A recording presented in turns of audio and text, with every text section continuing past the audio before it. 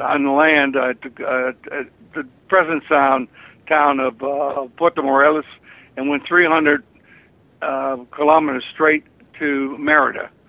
And in between it's unbelievable that they have two really principal holy cities exactly on that east-west route.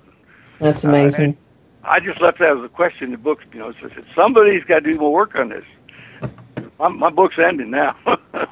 Yeah, and just a quick postscript to that. Didn't you say that the one on the East Coast, the one that's near Cozumel, was the women's holy city?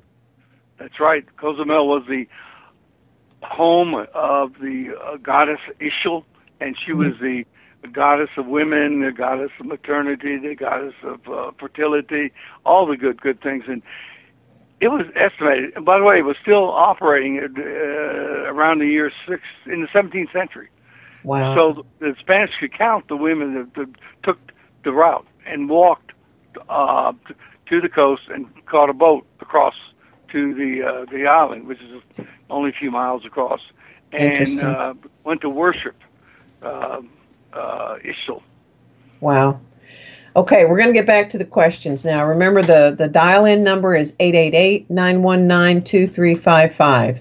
Jim, do you think that the Mayas were aware of the incident of the Chicxulub, I'm sure I said that wrong, crater being created? And do you think this had some impact on their seemingly knowledgeable buildings? Would you say that crater's name for me? I know you know how to pronounce Maya. You did it, Chicxulub. Oh, good. Okay. We're very close.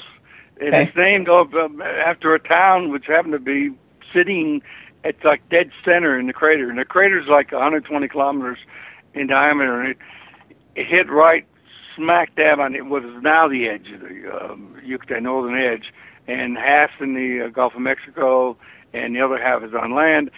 That is where the cenotes came from, the deep water wells, natural wells that are found. Thousands of those are found in the northern part of the Yucatan. So this is also the Chicxulub crater is the remainder of the meteorite. Well, they don't know what it was, but let's call it a meteorite for now. That destroyed the dinosaurs. This was 65 million years ago. Wow. So and I don't think the Maya had any knowledge about it. We didn't know until we had satellites that took pictures. But there was the layer, which is a layer of material that goes around the world. It's worldwide. So this impact had impact on everything around the world. Of course, I said it wiped out the dinosaurs, but our ancestors, the little furry creatures on the ground, they lived. Huh. Speaking of little creatures on the ground, after I spent the whole afternoon watching chipmunks and squirrels out in my backyard here, eating my potato salad, we've got a good question here that leads us back to the tump lines. The Maya kept turkeys and ducks, but why do you think they never domesticated wild pigs or tapirs, which they hunted? And I'm guessing they're thinking about hauling things on carts with those. Well, the tapirs are real small, so they wouldn't be very good as they couldn't carry. If you took a team of tapirs together, first of all, they would be fighting each other. The tapirs and but not tapirs, they're not small. I'm talking about the wild pigs, the pickaninnies, like that. Were too small, and the tapirs were not, even though they're related to the elephant, they were not obviously domesticatable, because they had to try to do that because they were there and they had them and they could try. But they did domesticate the stingless bee, the Muscovy duck, and our turkey, the one we call. There's another turkey there called the ocellated turkey, but the big turkey with the fantail was the one that they did tame and domesticate. Other than that, that was a good question, because the person picked two animals that were native to that area. It's like saying, why didn't they use horses? This is the big argument with archaeologists, or camels. The camel and the horse actually evolved in North America, and it was like two herds. And a million years ago or so, the northern herd voyage and went into Siberia, and they're domesticated and provided the power and transportation for all the empires, the Greeks and the Romans and Egyptians, etc. And the southern herds were wiped out in what's called the Holocene extinction. We don't know what caused it, but all the large animals, like the mammoth, short-faced bear, saber-toothed tiger, the horses, the camels they all went extinct. Okay. In fact, the next time America saw a horse, it had a conquistador on its back. Oh, that was a real bummer. That's a terrible way to be introduced to a horse, keeping in mind what they did to them. Wow. Well, tell us about the tump line. I thought that was so interesting, the idea that, and they're still using it today, people are carrying basically their own weight behind themselves. It's not on their back. The weight is really being borne by this strap around the front of their heads. Explain that. The tump line, but I hate to actually use that term. That's a Mohegan term from your territory. Well, let's call it what they called it. Let's call it the metapole, okay? Uh-huh. And it is a very, and by the way, the Maya were not the only one people in the world that invented it, because it was all, the Chinese had one, and the Himalayan folks had one. But what it did, it had the band around the forehead, which put a load directly into your spine, without having to use your back or other muscles that would wear out very quickly. And would go into your spine, down through your skeletal system, into your legs, and then down into the supports. Structurally, your feet would be the support. And you could actually, as you said, carry your own weight with this thing. And most Mayas were not big people. They were 125 pounds or so they would, carry their weight. And then that's the joke on part of the reason that they didn't have, in fact, they didn't even know that beasts of burden or work animals existed. They'd never seen one. That's like the question about the crater from the meteorite. Mm-hmm. Very good question, but we know about it because we saw it from satellites. Mm-hmm. And we didn't know where it was in the whole world until Landsat found it, in the last 20 years. And they didn't know that beasts of burden worked, so they had to work everything out using this man-powered device to use their kinetic energy to carry, and they were the freighters. They were the stevedores of the Maya. They walked these great roads at unbelievable rates. They would eat 2 pounds of corn a day to take that, and he would grow his own food and feed himself. But if you had a horse or a mule, you would have to feed it 12 to 14 pounds a day, and it would only carry about 3 times as much as a worker, a porter. We'll call him a porter now, okay, with a dump line on his back. But since they were still used during the colonial period and post-colonial period, there's a lot of records about how much people could carry, how long they could go in one day, what a day was considered, 30 miles a day on 2 pounds of corn. That's a bargain. Wow. You brought up something about the roadways there. If we can get back around to it at some time, we've only got about 20 minutes left, but if we can get back around to it, I want you to say something about the fact that the farmers were raising 200% of the food they needed, and they were able to use quite a bit of their food for trade. And they also had engineered these aqueduct systems, and in the palaces, they were engineered so that there was enough water pressure that they had running water in the palaces. Is that right? That's true. That's amazing. I mean, all of that, and they were Stone Age, right, according to mainstream archaeology. That's according to King Alley-oop. Here's another good question. Let me give out the telephone number again. It's 888-919-2355. We're talking to James O'Conn about the lost secrets of Maya technology on InceptionRadioNetwork.com. This is the EPIC Voyages show.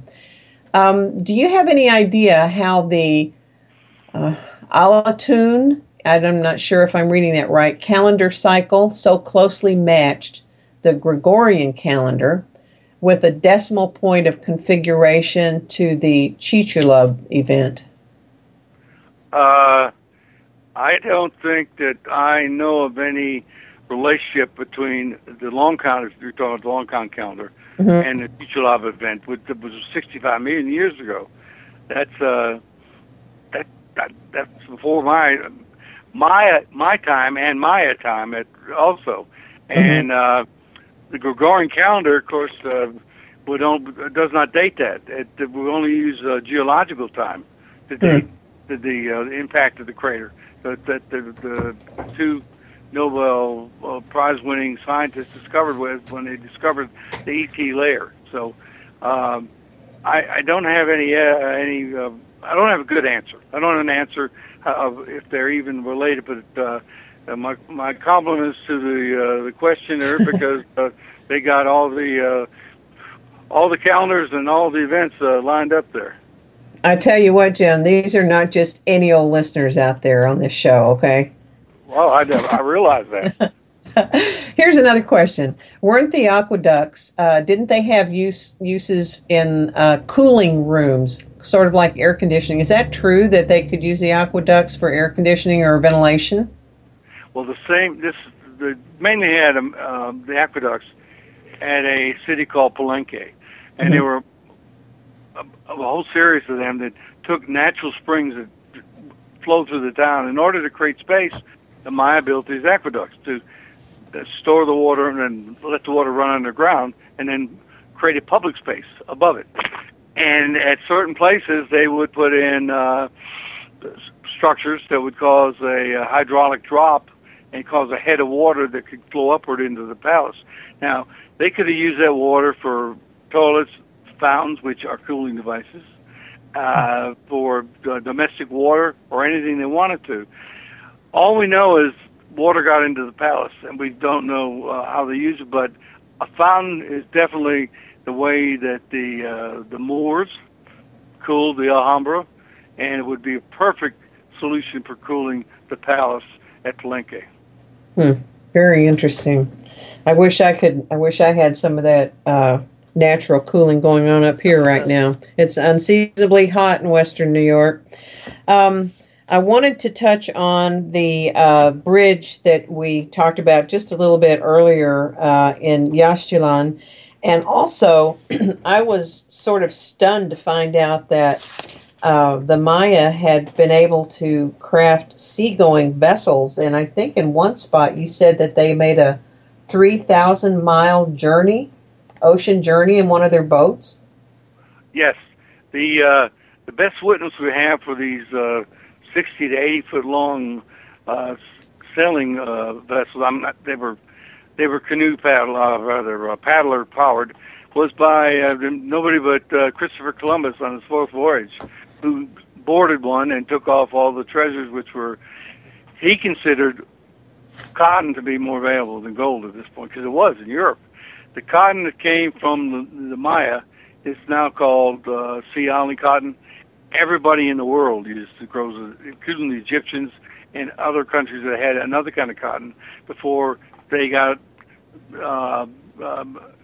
had the ability to get the seeds and raise this sea island cotton.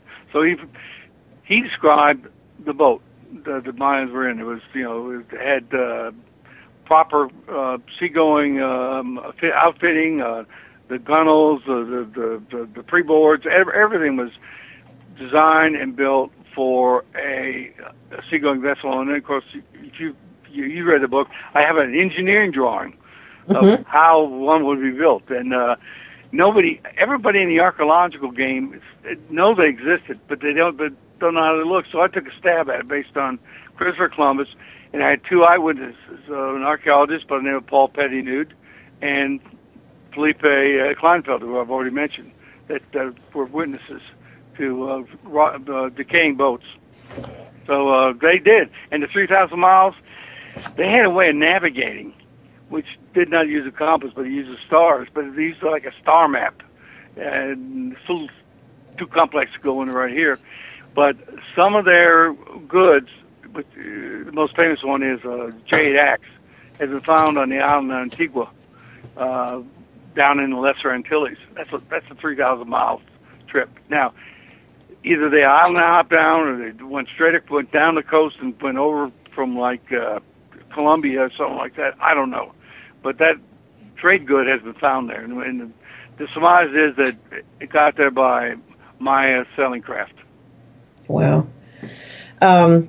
We're getting fairly close to the end here. Let me give the number out one more time. 888-919-2355 for InceptionRadioNetwork.com.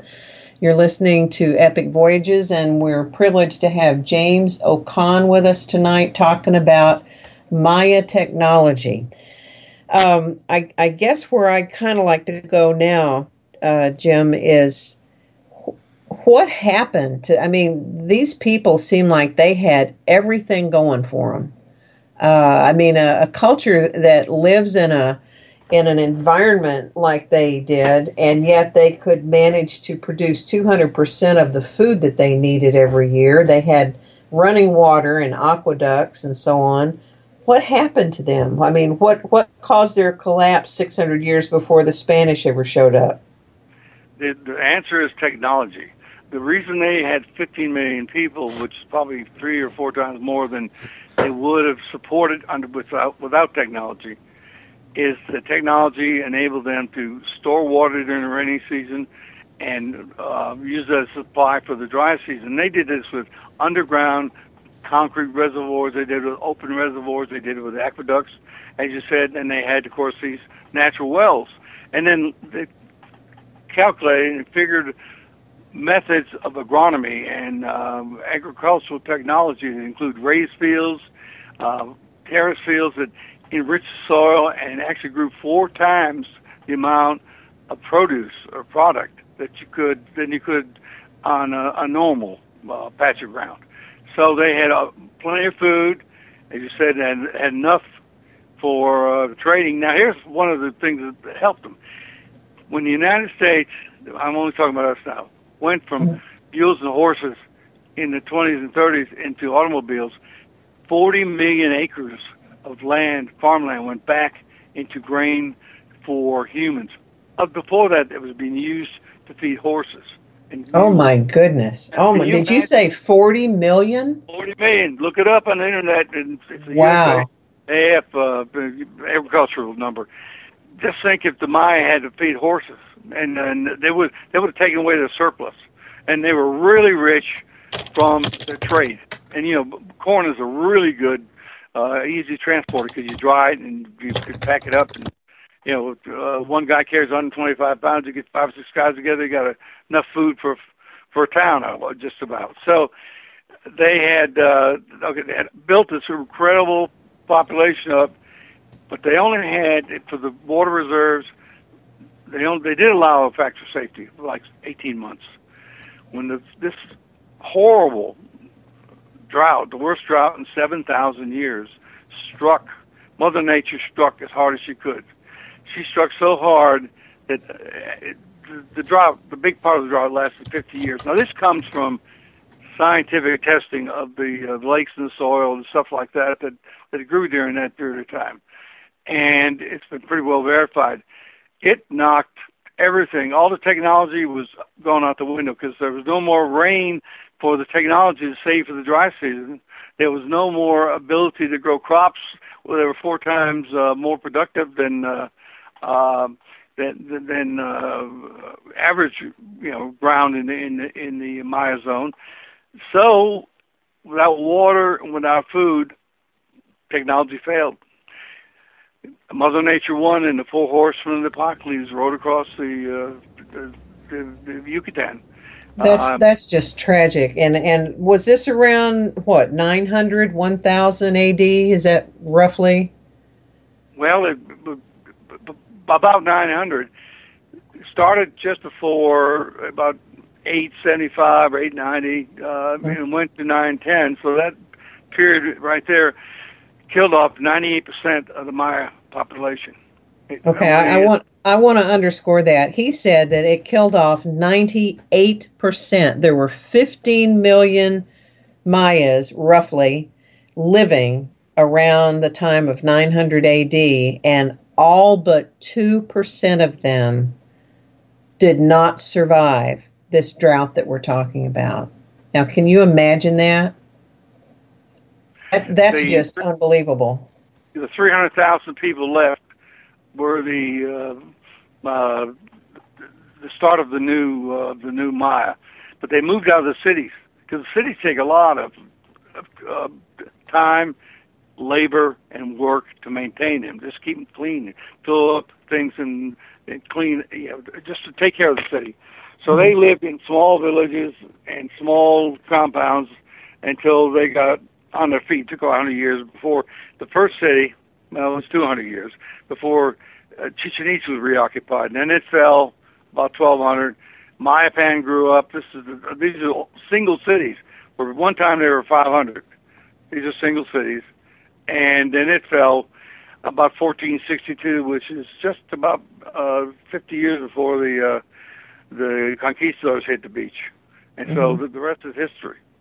I tell you, that was a very rough period in history. I know that the Anasazi up in Chaco Canyon in northwestern New Mexico, they kind of peaked around 900, and by 1100 they were gone too. So that part of the world had a very tough time at that point.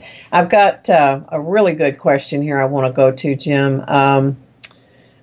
What do you think about the recent claims that Maya settlements have recently been found in the U.S.? Well, I believe the Maya traded with the U.S. because it was a very easy trip from the Yucatan to Florida, and even up the Chattahoochee River. And there's stories about the Maya mining gold in the North Georgia mountains, etc. But as far as settlements, I haven't. There was let's call it a discovery made this past December, where some people in North Georgia said they found Maya ruins. Well, I got involved in it, and I saw what they were, and they were just piles of rocks. And I showed those piles of rocks with a real Maya ruin, and wrote a blog, and the thing died out. I hope I had something to do with breaking their balloon, but as far as the Maya go, and also in Georgia, we have pyramids, we have Etowah mounds, which have wonderful sculptures and stuff like that. It could have been some of the influence from the Maya coming up from the Yucatan. They could have come by boat. That was the easiest way to travel because it was a long way around through Texas. It wasn't Texas then, but all the way around. Oh, now, wait a minute. Texas has been there forever. I'm from Texas, and I know this for a fact. Yeah, but they didn't call it Texas. It doesn't matter. I will not mess with Texas, okay? Yeah, you better not. So, yes, there's nothing concrete about Maya settlements or ruins in the United States. I mean, I'm, of course, North America, part of the United States. So I have nothing to share on that. That's a very interesting question, and I do know I've read not enough about the mounds in the Ohio Valley and going down, like you said, towards Georgia and Alabama. I don't know enough about it to speak intelligently, but it's very interesting. Maybe you should take a look at the engineering, the structural engineering in one of those. Well, I've been there a few times. That was one of my boyhood haunts. That's the closest thing to archaeology we had. That and growing up in Civil War battlefields. Well, what about Stone Mountain? Stone Mountain as an archaeological site? Yes. Well, I can't help you there. Oh, okay. But I did climb that mountain many, many times. Yeah, it's beautiful. It's Georgia's a very beautiful state. Well, folks, we've got maybe about 2 or 3 minutes left here. We're talking to James O'Conn, I'm sorry. His book, The Lost Secrets of Maya Technology, it's been published in the last month or two by New Page Books. You can find it at Amazon.com. His website is www.theoldexplorer.com. And any of you out there that have an interest in how things work and building, and it's just a fascinating book. It's not really about anything but good old plain science, hard facts. And I highly recommend it. James, what would you like to say as we're getting ready to close up here? We got about 2 minutes. Well, we covered a lot of ground, and I've been asked questions about how did the Maya get so smart. It was because they studied the cosmos, the stars and the planets, learned to count, learned to write, learned about astronomy. So when people ask me, did they have help from outside? Well, they didn't have help from anybody from outside. I'm talking about Earthlings, and definitely nobody from outer space, aliens. So, as I like to say, it was home cooking and born in the Yucatan. All ever mentions. And the name of the book is The Lost Secrets of Maya Technology by James O''Kon, James O'Kon. Please look it up, check it out. I really heartily recommend it, and I don't often do that for a book. Well, we're right at the 1 minute left time here, folks. You've been listening to EPIC Voyages here on InceptionRadioNetwork.com. Next week, we're going to have Kevin Cook. Oh, I'm sorry, June 11th. June 11th, Kevin Cook will be here. He will be hosting Laura Ketchledge, who has written a few books on the paranormal, ghosts, near-death experiences, and reincarnation. That'll be June the 11th. And James, I really want to thank you for your time tonight, and your book is just fabulous. I really, really enjoyed it. Like I said, I actually not only like to read popular mechanics, I actually have a subscription to it, and I found it really interesting. And I love that. I love that analogy. It's great. And all the rest of you out there, have a great rest of what's left of Memorial Day, and stay safe, and we'll check you out here on InceptionRadioNetwork.com next week. Bye-bye.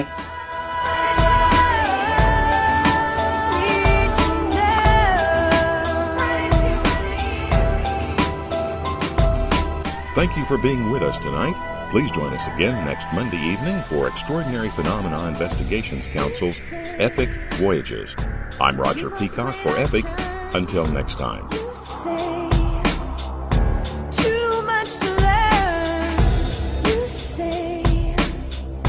Cover up the spine that you're playing.